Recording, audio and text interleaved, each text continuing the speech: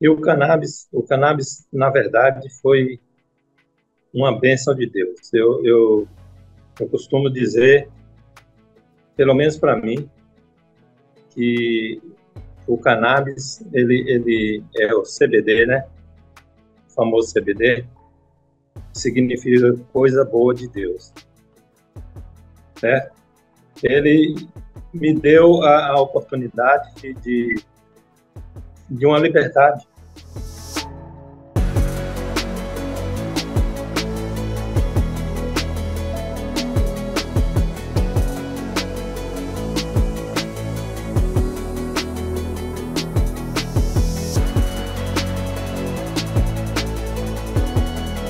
O primeiro cannabis que eu tive acesso teve que ser contrabandeado, porque a legislação não permitia, né, no Brasil, tinha que ser importado, e para importar nós não tínhamos como importar. Mas a luta foi intensa. O primeira autorização que eu consegui com a Anvisa durou 8 meses para conseguir.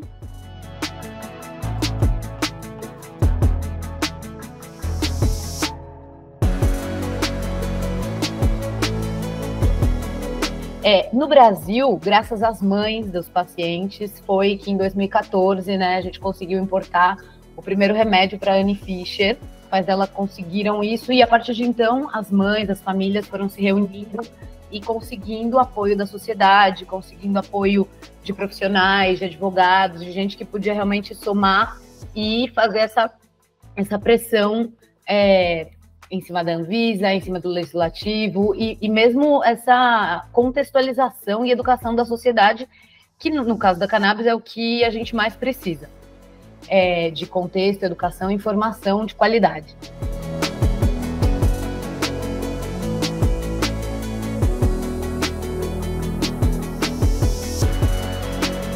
Aqui no Brasil tem todo um acompanhamento médico e também a cannabis precisa desse acompanhamento médico, ela pede isso, porque não existe uma dose, já não existe para nenhum remédio, né? Uma dose padrão que vai funcionar para todo mundo, mas a cannabis muito menos, né? Inclusive tem testes genéticos que vão dizer se aquele indivíduo tem mais sensibilidade ao THC ou ao CBD, se ele vai precisar de maior dosagem no começo ou não.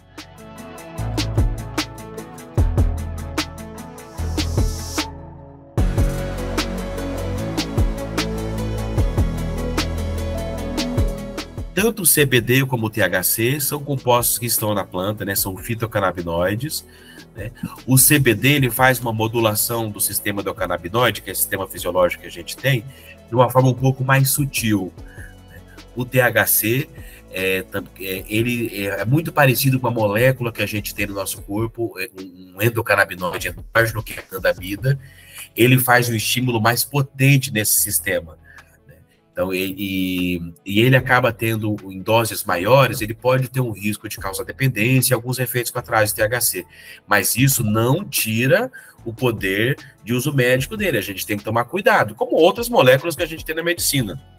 O CBD, por sua vez, é muito seguro, até em dosagens altas. Não tem risco de dependência, não tem o risco de overdose, nada disso. Nem o próprio THC. A questão é que o THC em doses mais altas pode ter alguns efeitos colaterais.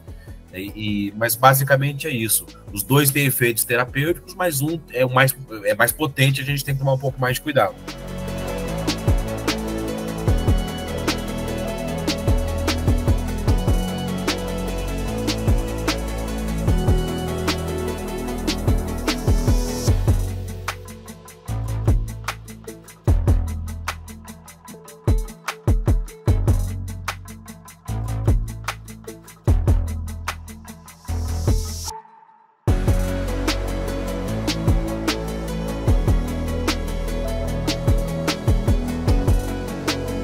Não é fácil, a vida da gente não é fácil. É cheia de medicamentos. O cannabis me ajudou também a retirar ali. Eu tomava 12 tipos de medicamento. Tava sendo uma bomba no meu organismo. Eu cheguei a ter gordura no fígado, medicamentosa, de tanto medicamento que eu ingeri.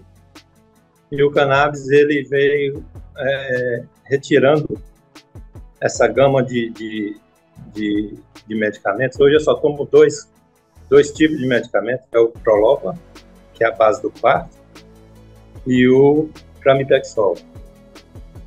Então eu tomo esses 2 tipos de medicamento e mais o cannabis. Hoje o Brasil tem quase 200 mil pacientes de cannabis, mas são pessoas que estão pagando um valor importante, né? Então, um tratamento pode chegar a custar entre R$1.000 e R$2.000 por mês. O autocultivo justamente dá essa possibilidade de que qualquer pessoa possa, realmente, ele democratiza o acesso ao cannabis, né? E hoje existem cerca de, se não me engano, 2.500 habeas corpus de cultivo que dão direito a esses pacientes, que eles entram na justiça, eles contratam um advogado, entram na justiça pedindo, mostrando, olha, seu juiz, eu não consigo arcar com R$2.000 por mês, e preciso desse tratamento, e para plantar na minha casa eu vou gastar R$100, nem isso. Quando a gente pensa na democratização em si, acho que isso aí a gente ainda precisa melhorar muito, né? Porque é muito caro. Hoje em dia a gente tem essas 3 possibilidades: a possibilidade de importação, a possibilidade de comprar na farmácia e a possibilidade associativa, né? Hoje ainda é muito caro. No final das contas, por a gente não ter plantio aqui no Brasil regulamentado, os produtos importados, eles acabam saindo aí até 5 a 6 vezes mais barato do que o que a gente tem na gôndola da farmácia. Porque o que tem na farmácia, eles trazem um insumo farmacêutico de fora, e aí fazem o produto aqui, aí colocam para vender. Então está saindo até 6 vezes mais caro do que o que a gente pode importar. Tem a questão das associações também, que nem toda associação também é mais barata do que na farmácia, às vezes acaba sendo o mesmo preço. Então, eu acredito que o que está faltando aqui é ter uma regulamentação com um projeto de plantio, e isso tudo muito regulamentado, com segurança, com todas as coisas que precisam, mas para poder baratear esse preço e também chegar o produto um preço melhor para a população, porque ainda é bastante caro.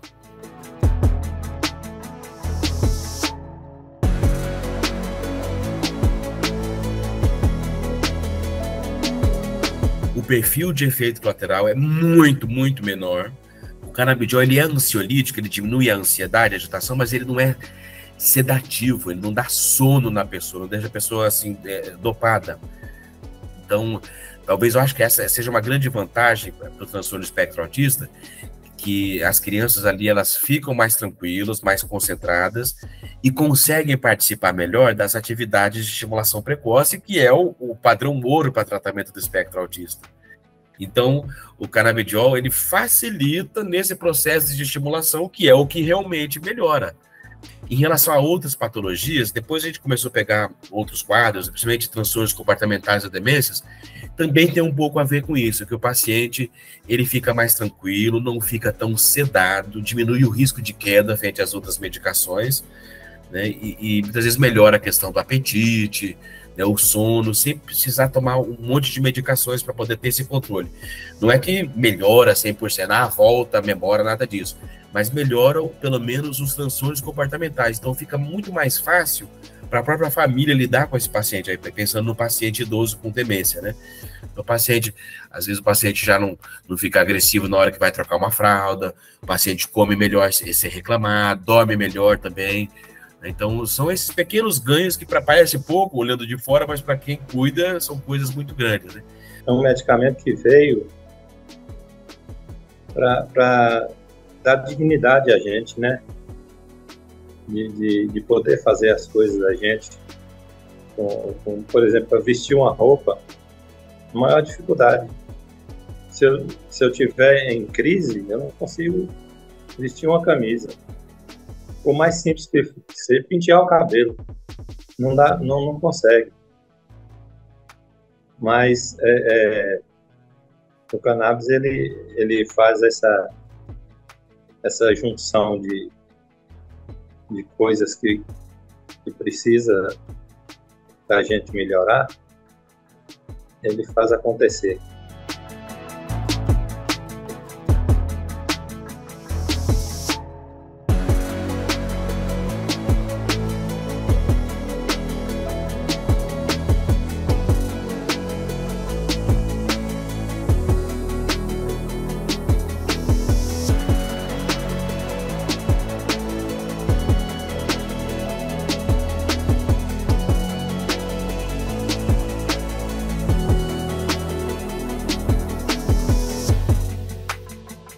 Então, essa é a ideia, poder estabelecer, primeiro, um diálogo com a sociedade sobre o que a gente efetivamente já tem de conhecimento sobre isso, municiar as estruturas, a presidência da Fiocruz em relação a uma narrativa, a um discurso que seja seguro, né, seguro no sentido comprovado cientificamente do que deve ser, o que a gente pode estar defendendo, fomentar ainda mais, porque esse diálogo já está há 10 anos, é muito tempo, né? Sobre a regulamentação, sobre a produção, né, a partir daquilo que se tem de evidências e do uso. E é isso, assim, minha vida era pautada em trabalho.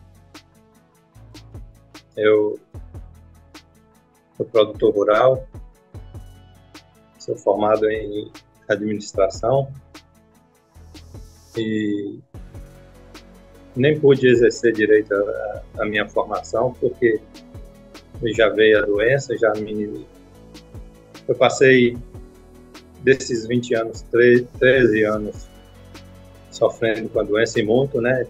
Corre daqui, toma um remédio aqui. Exame, eu gastei dinheiro de uma Hilux só fazendo exame para descobrir. Mas depois que o cannabis entrou na minha vida, assim, foi um salto na saúde. Eu indico para qualquer pessoa. O governo tem que botar o cannabis no SUS. Urgentemente. O cannabis precisa ser acessível a toda a população brasileira. Nós somos merecedores de um bom tratamento. E o acesso é um acesso absolutamente impossível para uma boa parcela da população. Então, quando se diz regulamento, não regulamento, com todo o conservadorismo que está envolto, o cannabis já é regulamentado, já é liberado para uso, mas continua sendo inacessível a uma grande parcela da nossa população, já que, em média, você vai comprar um frasco, 2 frascos de 60 ml, você vai gastar em torno de quase R$2.000. E isso, para quem usa dose baixa, vai dar 2 meses de uso. Mas para alguns quadros que exigem uma miligramagem maior, vai durar 1 mês. Né? Então, regulamentado ele acessível, acesso se pode ter desde que você possa pagar. Então, o que a gente quer trazer com essa nota é dizer, olha, existem muitas pessoas que utilizam isso, né? Vem utilizando o canabidiol com uma eficácia comprovada para quadros diversos. Existem outras possibilidades importantes, né, de tratamento a partir do sistema canabinoide, e o SUS precisa trazer essa discussão no sentido do fornecimento. Então, o que falta para a gente chegar realmente num patamar mais interessante? O bendito PL 399 ser aprovado, né? Porque ele vai facilitar todo o processo, vai dar celeridade à cannabis medicinal, à cannabis industrial e ao que a gente espera, o plantio, finalmente, em território nacional, que vai baratear custos e fomentar a indústria, criar emprego, renda e tal. Vem num avanço que, para mim, não há mais recuo, sabe? Porque as pessoas estão em uso e, quando a população ela começa a se conscientizar, ela passa a exigir. que seja fornecido.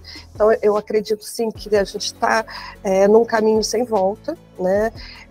Numa possibilidade importante de avanços científicos em diversos centros que vem ampliando os seus estudos e, ao mesmo tempo, nos seus usos, que vem sendo feito em detrimento das discussões se vai ou não vai aprovar projeto de lei. O que a gente tem hoje é isso, e temos dados para dizer, olha, nós não estamos falando de nenhuma substância mágica. A gente está dizendo que existe um sistema endocannabinoide, que existem componentes, né, do cannabis que são úteis, que são utilizáveis para essa e para aquela doença, que existe a possibilidade de outros usos, mas que precisa ampliar.